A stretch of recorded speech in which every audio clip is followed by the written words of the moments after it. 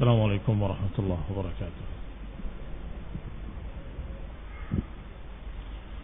إن الحمد لله نحمده ونستعينه ونستغفره ونعوذ بالله من شرور أنفسنا ومن سيئات أعمالنا. من يهده الله فلا مضل له ومن يضلل فلا هادي له، وأشهد أن لا إله إلا الله وحده لا شريك له، وأشهد أن محمدا عبده ورسوله صلى الله عليه وعلى آله وأصحابه والتابعين وتابع التابعين ومن تبعهم بإحسان إلى يوم الدين.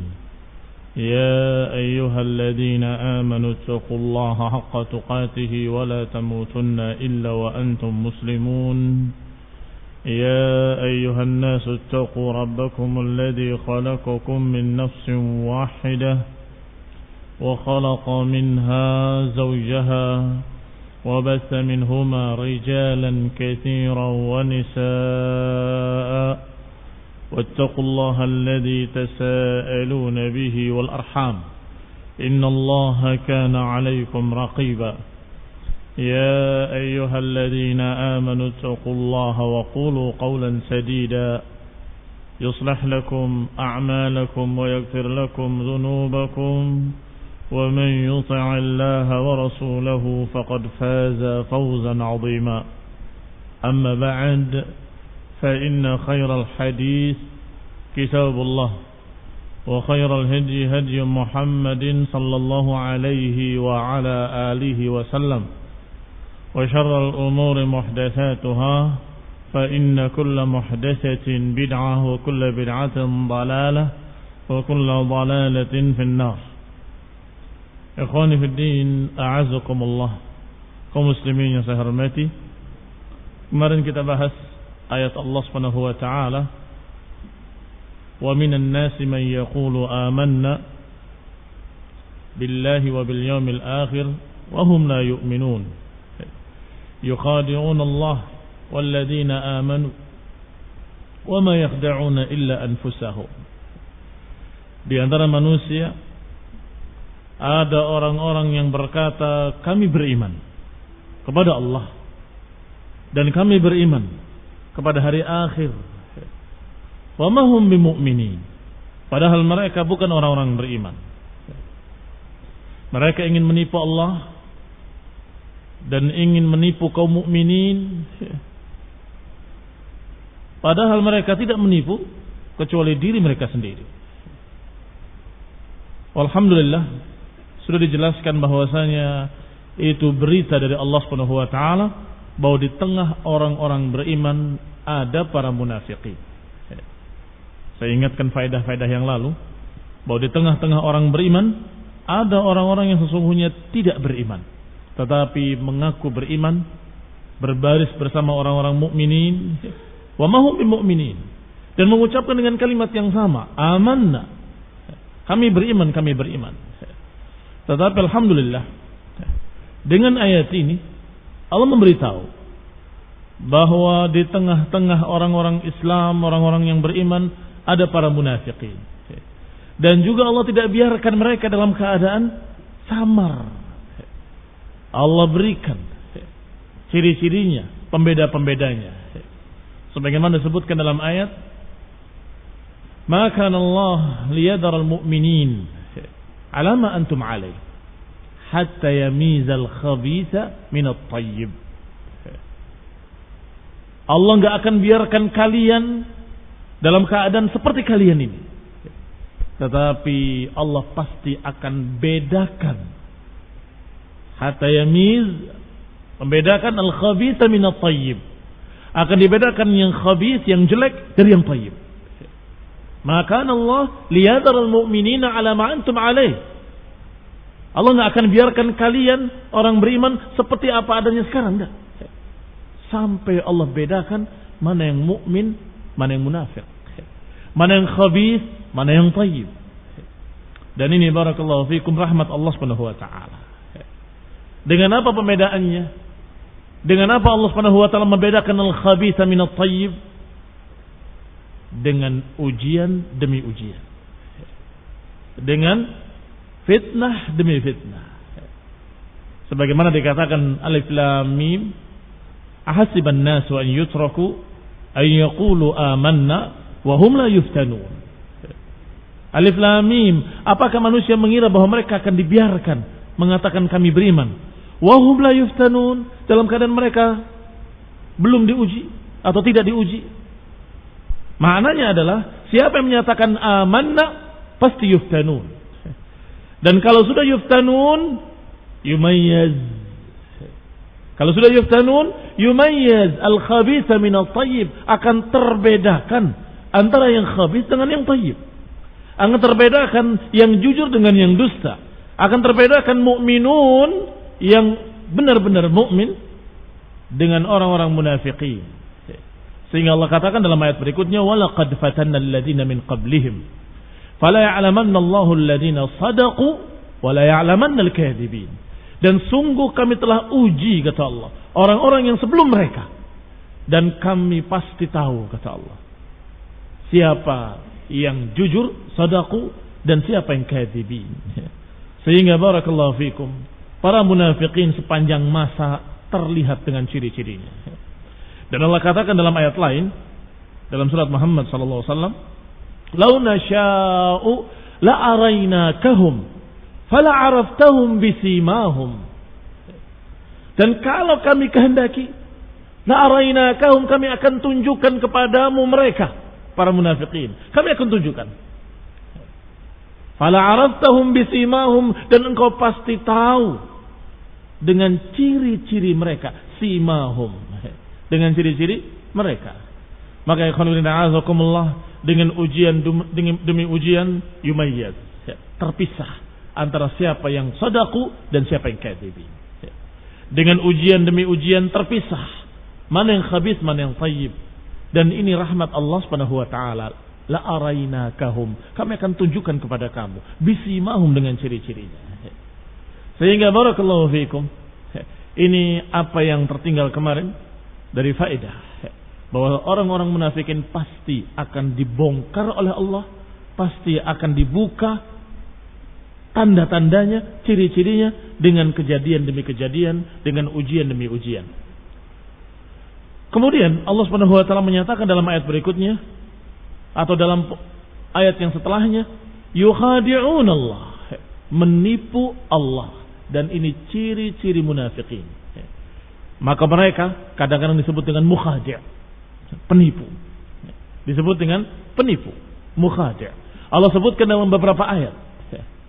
Di antaranya ayat Allah Subhanahu wa taala, yauma yab'atsuhumullahu jami'an fayahlifuna lahu kama yahlifuna lakum wa yahsabuna annahum 'ala syai' ala innahum humul kadzibun. Kata Allah, ketika mereka dibangkitkan nanti, mereka akan bersumpah di hadapan Allah dengan sumpah palsu, sebagaimana mereka bersumpah di dunia dengan kedustaan.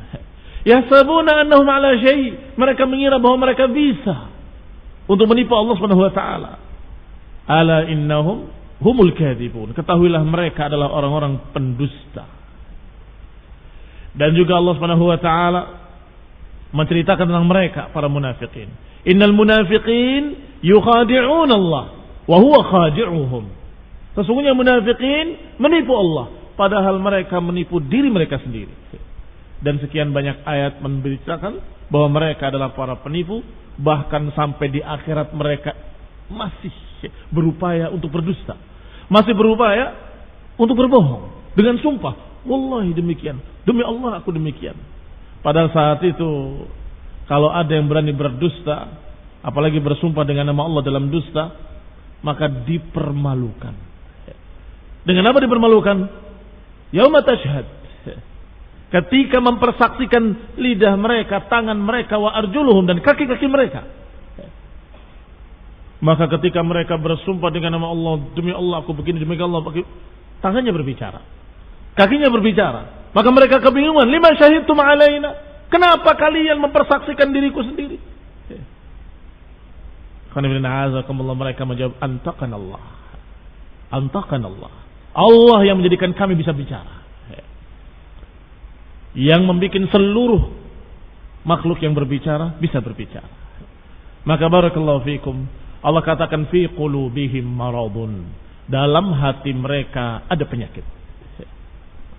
Al-murad bil marad huna, yang dimaksudkan dengan penyakit, kata Syekh, kata muallif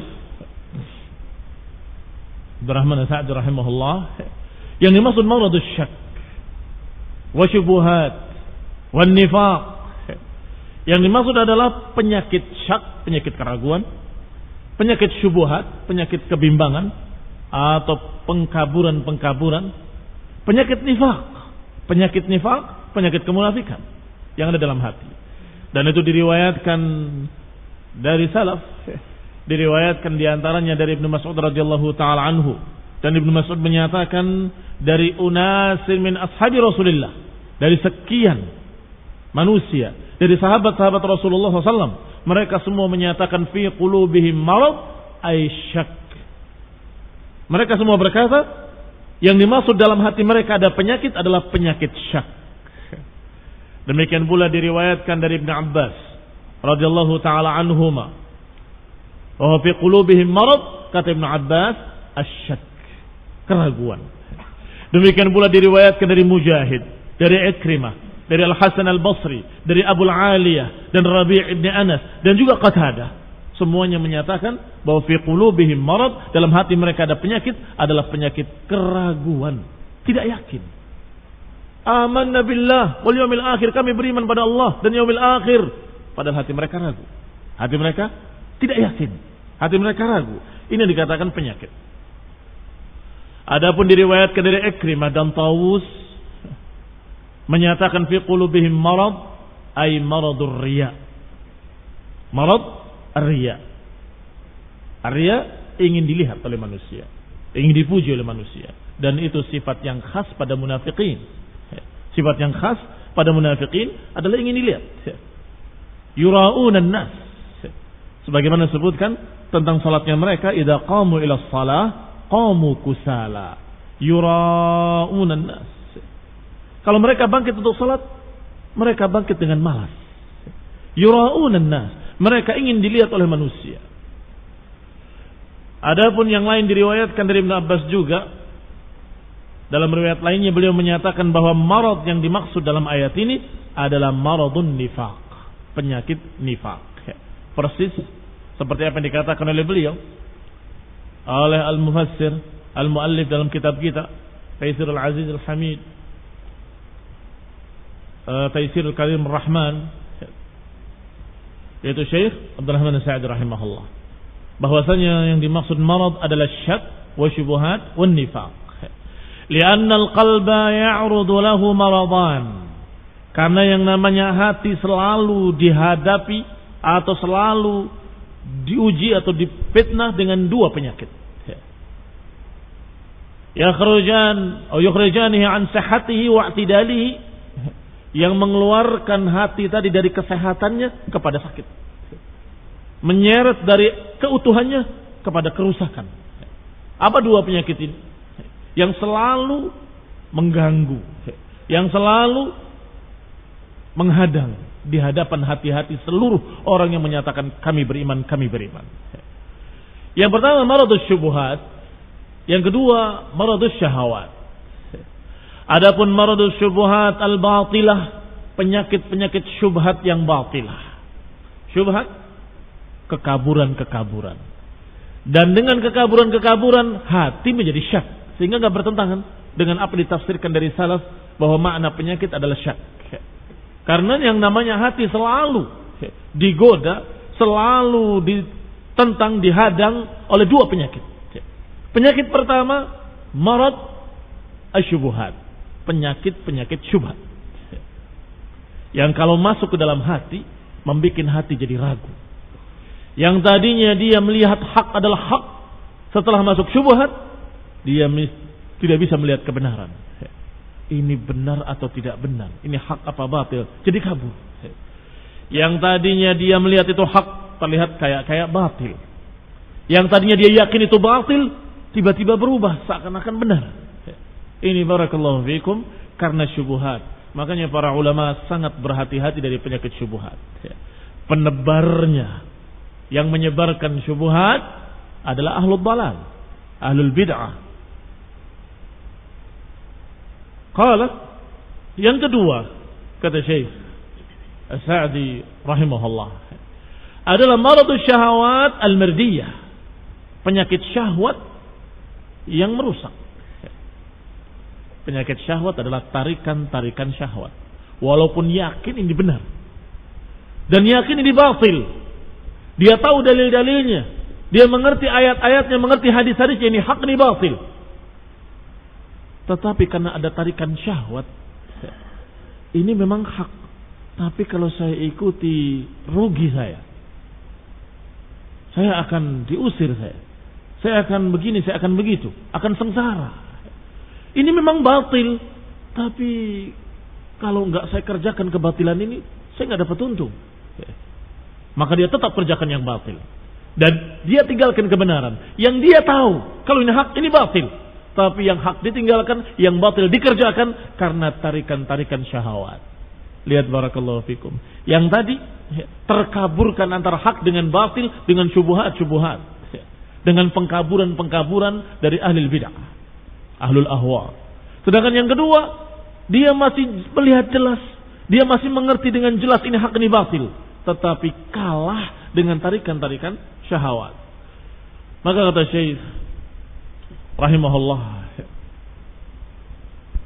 qala fal kufru wan nifaq wasyukuk wal bid'ah kulluha min maradis syubuhat. Maka kekafiran-kekafiran, kemunafikan-kemunafikan, keraguan-keraguan, kebid'ahan-kebid'ahan, itu semua bentuk-bentuk penyakit syubhat. Bentuk-bentuk penyakit syubhat, pengkaburan-pengkaburan. Fitnah-fitnah berupa syubhat. Kulluha min maradis syubhat. Sedangkan tarikan zina, fawahish, maksiat-maksiat, dosa-dosa, khamr, judi dan sejenisnya, qala min maradis syahawat, itu penyakit-penyakit syahwat. Penyakit-penyakit syahwat. Kama qala ta'ala, sebagaimana Allah Subhanahu wa taala berfirman, fayatma'al ladzi fi qalbihi marad. Perhatikan. Ayat ini berbicara tentang munafikin. Allah katakan dengan kalimat fi qulubihim marad. Dalam hati mereka ada penyakit. Penyakit apa tadi? Yang disebutkan oleh semua, hampir semua para ulama dari sahabat dan tabi'in. Penyakit syak. Jenis mana ini? Syubhat atau syahwat? Syubhat. Penyakit syubhat. Keraguan-keraguan. Ini penyakit syubhat. Tetapi dalam ayat lain, Allah perintahkan para wanita-wanita muslimah untuk jangan membaguskan ucapannya, membaguskan suaranya. Nanti akan tertarik orang-orang yang fi qulubihim marad, orang-orang yang dalam hatinya ada penyakit. Penyakit yang mana ini sekarang? Beda dengan yang tadi. Ini penyakit syahwat. Mereka-mereka yang memiliki penyakit syahwat mendengarkan suara wanita terfitnah. Ini suaranya begini. Bagaimana wajahnya? Bagaimana keadaannya? Duhai kiranya kalau itu adalah begini dan begitu. Barakallahu fiikum. Sama-sama Allah sebutkan dengan kalimat marad. Yang ini munafikin dikatakan fi qulubihim marad, sedangkan yang tadi kalau perempuan berbicara dengan suara yang dibagus-baguskan dalam telepon misalnya, dalam bertanya, walaupun di balik hijab, fayatma alladhi fi qalbihi marad, kata Allah, akan kepingin, akan terfitnah orang yang di hatinya marad. Marad apa ini? Marad syahwat. Berarti beda. Ada dua marad, maradus syubuhat dan marad asy-syahawat. Qala, dikatakan wahiyya syahwatuz zina, yaitu syahwat zina. Wal mu'afa man 'ufiya min hadainil maradain. Adapun orang yang selamat adalah orang yang selamat dari dua penyakit tersebut, yang syubhat dan juga yang syahwat.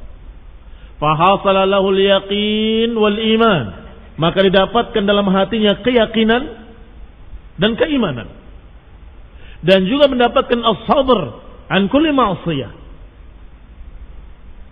keyakinannya, keimanannya karena tidak terfitnah syubhat. Keyakinan akan semakin kokoh kalau dia selamat dari penyakit-penyakit syubhat. Makanya hati-hati. Kita harus menjaga hati kita dari syubhat-syubhat. Jangan bergaul dengan ahlul bid'ah, ahlul ahwa. Pergaulan bebas dengan berbagai macam aliran-aliran sesat.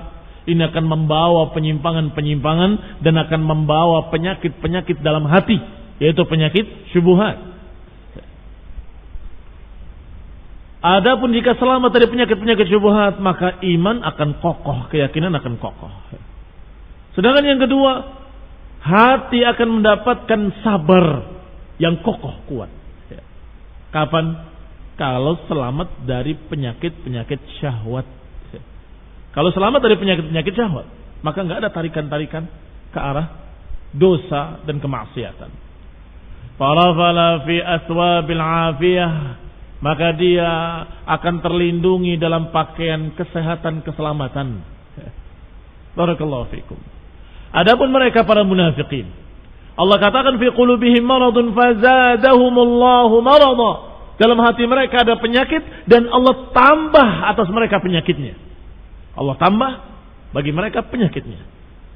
Dan ini barakallahu fikum apa yang pernah kita bahas dalam kitab Aqidah Tahawiyah, bahwa satu dosa akan melahirkan dosa yang berikutnya. Dosa yang kedua akan melahirkan dosa yang berikutnya. Dan itu jazaan lima fa'ala qablahu. Balasan dari apa yang dia kerjakan di awalnya. Tadinya dia tidak berpikir untuk berbuat dosa sebesar itu. Tetapi karena dosa yang di bawahnya dia kerjakan, tiba-tiba sampai kepada dosa yang lebih besar. Ketika dia kerjakan dosa yang lebih besar dan dia tetap israr, berpindah kepada kebid'ahan, kekufuran, na'udzubillah. Sebagaimana dibahas pula oleh Ibnu Qayyim rahimahullah dalam Ighatsatul Lahafan.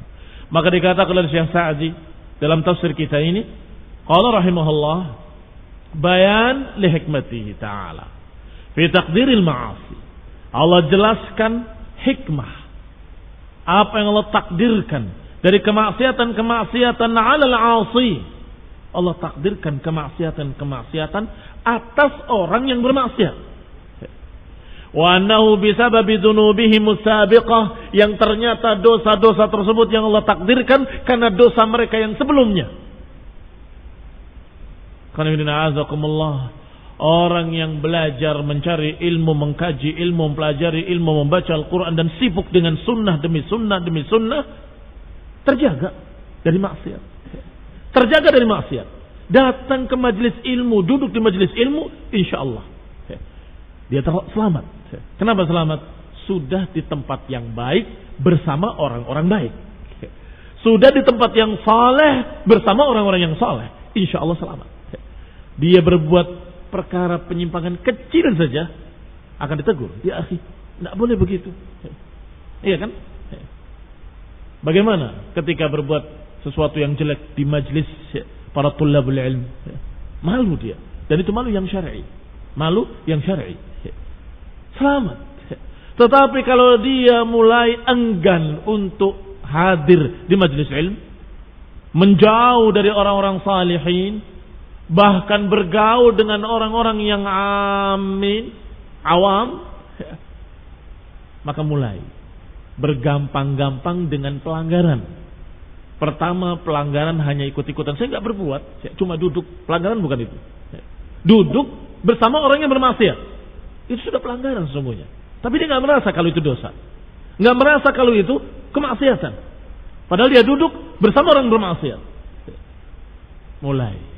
Setelah itu, nggak ada yang tahu. Ikhwan ahlu sunnah, nggak ada yang lihat saya berbuat lagi yang lebih besar dari itu. Ikut bersama mereka, ikut berbuat, dan terus meningkat. Dan yang kedua, ketiga, keempat, jazaan lima fa'alahu qablu. Yang sekian itu balasan dari Allah karena dia beramal dengan amalan jelek di awalnya. Barakallahu fikum. Sampai husnul khatimah. Dan su'ul khatimah, kata para ulama, itu tidak tiba-tiba didapatkan. Tiba-tiba orang ini mati dalam keadaan husnul khatimah. Walaupun sebagaimana diriwayatkan, sudah tinggal sejengkal lagi, tiba-tiba berubah jadi ahlul iman. Kata para ulama, itu ada sebab-sebab di awalnya. Di antara sebabnya adalah ketika dia berbuat dosa, hatinya menolak dan berontak. Orang tidak ada yang tahu, taunya dia ahli maksiat saja. Tetapi dia sesungguhnya tidak terima dan gelisah. Seorang mukmin adalah apa yang dosa-dosanya membuat jelek dirinya. Ini hatinya gelisah terus. Maka ketika dia tiba-tiba dalam keadaan menghadapi maut, dia ingat dosa-dosanya, dia taubat, berubah. Tetapi mereka yang israr dengan tenangnya, berarti dia sudah punya penyakit yang berbahaya, yaitu al-aman min makrillah, merasa aman dari makar Allah SWT. Penyakit aman dari makar Allah inilah yang menyebabkan nanti dia mendapatkan yang lebih jelek lagi, yaitu su'ul khatimah. Afa aminu makrallah? Apakah mereka merasa tenang dari adab Allah? Maka husnul khatimah tadi didapatkan dari awalnya. Dia selalu gelisah, selalu takut dengan dosa-dosanya. Sedangkan yang ini su'ul khatimah karena sebab awalnya dia memiliki dosa besar, yaitu al-aman min makrillah. Ada seorang yang bertanya kemarin, atau malah tadi pagi, bagaimana dengan orang yang berbuat dosa, maksiat. Kalau ditegur jawabannya ini kan bukan dosa besar.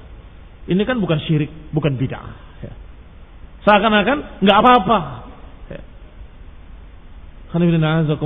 Ana bilang bahwa itu dosa besar.